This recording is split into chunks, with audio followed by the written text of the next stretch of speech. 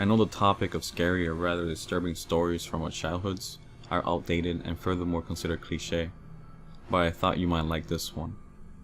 This one was from my high school years. I wasn't always rebellious. In fact, I was more of a goody two-shoe. I wasn't what you would call an angel of a child, but I was still keeping up appearances, had good grades, was disciplined enough, and I had pretty well developed manners. I hung out with this delinquent, Cody. He was a dick, pretty much. A mean, huge dick. Nobody really liked him, but he was quite wealthy, and while his parents were away, he would throw these huge parties that half of the 10th grade students from my high school would go to.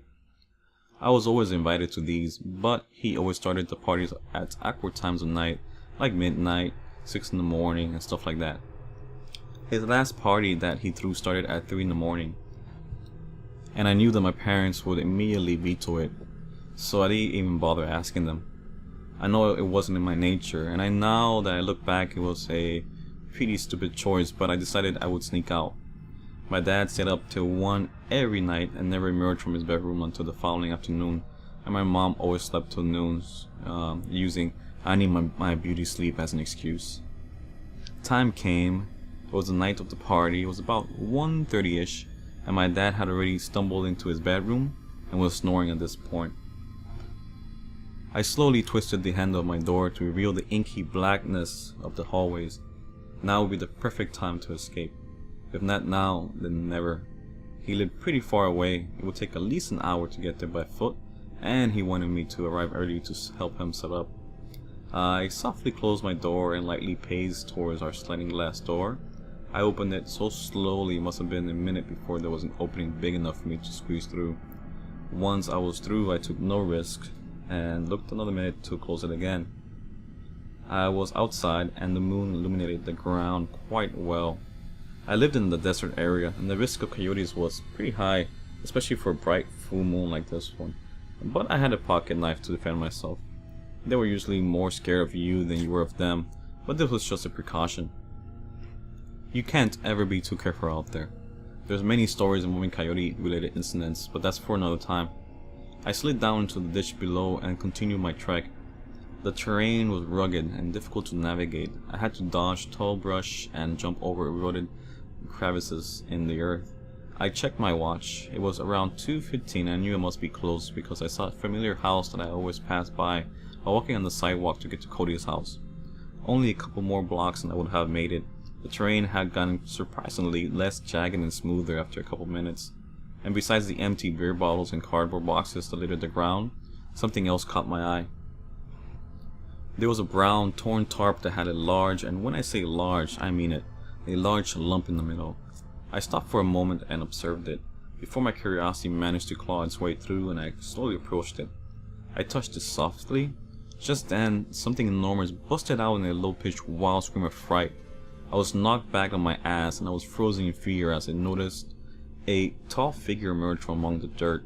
It was a bear-like creature that wore a dark brown trench coat and light brown pants. It seemed to resemble sweatpants. He had loafers on. They seemed like a size 29. I know I'm exaggerating, but it was honestly inhuman. The bear-like creature stood up.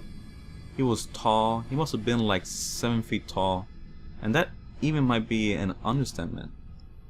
Long white hair protruded from every visible inch of body there was, and almost like an animal. His glossy eyes met mine, and I was ready to run. I managed to stutter out a few words though. Ooh, I stopped, examining the creature once more. "What are you?" The figure looked at me again and let out a loud, hearty chuckle.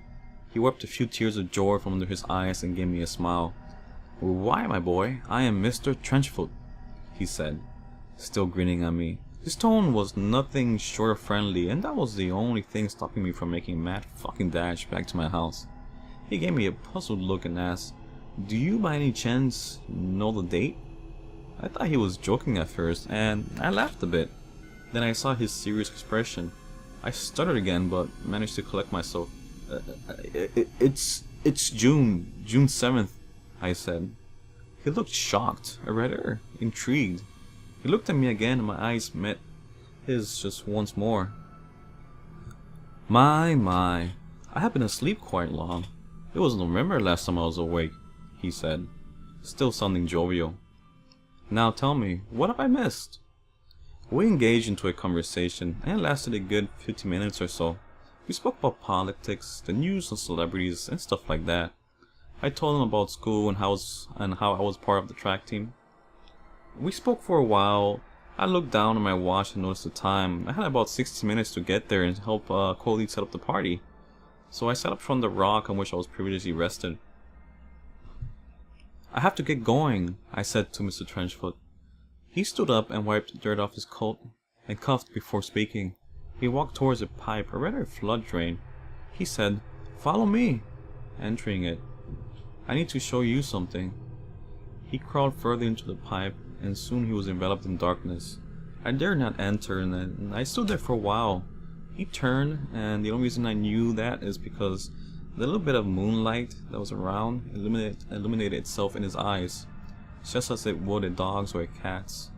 I stepped back a bit, a little frightened, and reminded him I had to go. "Come here," he said softly. He repeated. With each time he got more angered and menacing. "Come here! Come here! Come here!" He inched forward, just enough so I could see him fully. Long black claws protruded from his fingers. He clawed the sides as he repeated, "Come here! Now! Come here! Now!" I ran as fast as I could up the slope, not daring to look back at him. However, I did manage to look back once. He was just standing there, too far to catch me at this point, just staring at me with his glossy eyes.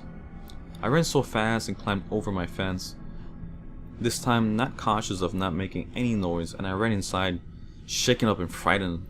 My dad heard my heavy breathing and must have thought that I was having a panic attack, which I was, and rushed to my aid. I explained something had tried to attack me, and he called the police without hesitation. I explained to the police where it happened and who I saw. They took no time to rush to the area and scan it. No tarp of Mr. Trenchfoot in sight at all.